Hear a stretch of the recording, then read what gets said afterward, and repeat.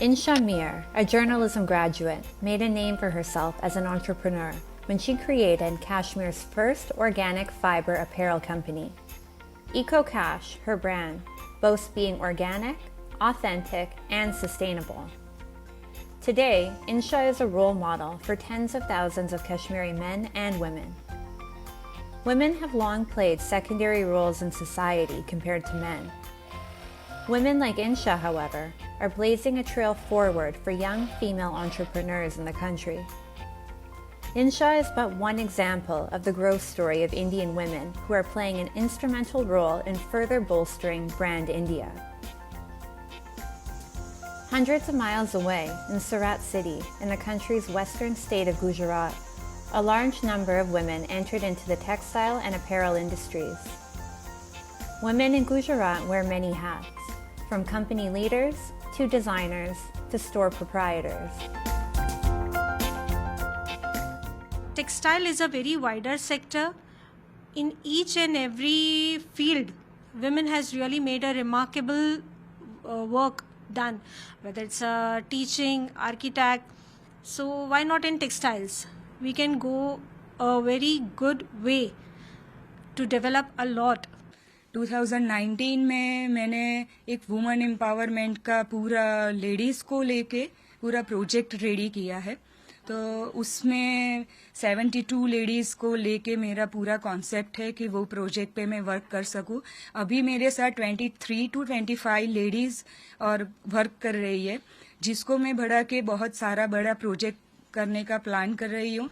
और सब जगह पे मेरा इंडियन गुजराती कल्चर, आप मेरी हर डिज़ाइंस में गुजराती कल्चर का रिफ्लेक्शन देख ही पाओगे.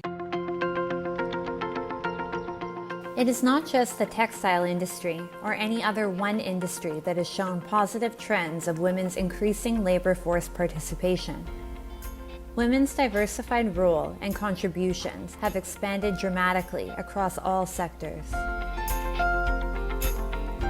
From high-end corporate offices in Mumbai, to a mall in Gurgaon, to the farmlands of Punjab and Haryana, women have not only entered the workforce, but they are taking on leadership roles as well. India, once dubbed a conservative society, is seeing women emerging as leaders in finance, technology, manufacturing, health, and many other sectors.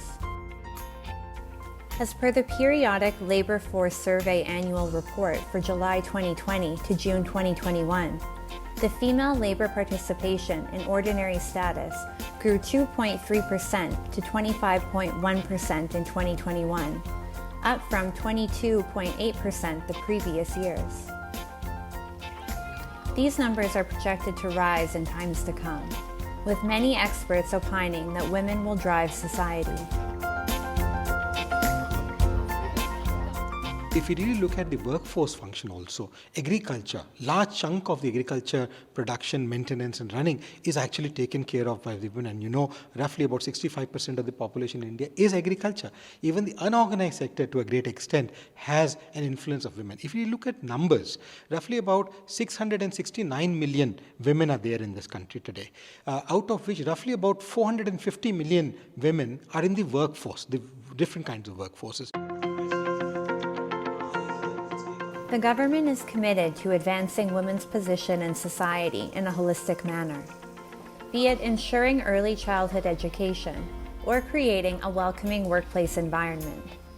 The improvements and growth we see today are the outcome of India's long-term multifaceted efforts, both as a society and government.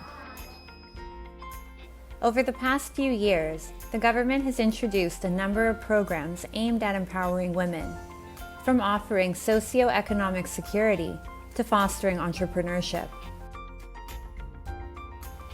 One of the first priorities of the Modi government was to put in place policies to empower women in their homes, so that a foundation was set for a demographic change in the percentage of women that entered the workforce.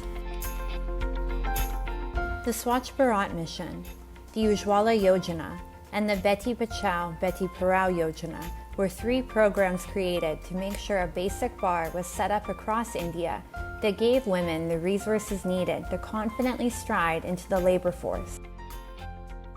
What were these 3 missions? The Swachh Bharat mission ensured toilets for all and an end to open defecation, giving women protection and self-respect in their own homes. The Ujjwala Yojana, a national mission to lay piped cooking gas in homes across the country.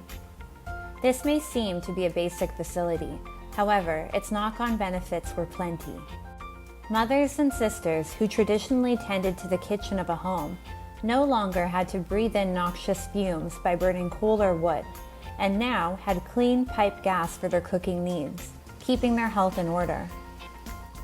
The third scheme, the Beti Bachao, Beti Padhao scheme, a project close to the heart of Prime Minister Narendra Modi, ensured education for every girl child in the country. With these schemes in place, women in rural India are turning out to be a crucial national asset that will lead the Indian growth story. The nation has never been afraid to prioritize competent women, having had a female prime minister, female president, to women leading the way in India's space mission, to women doctors getting the nation's health back on track. Indian women are a critical part of the India story, and their story has just begun.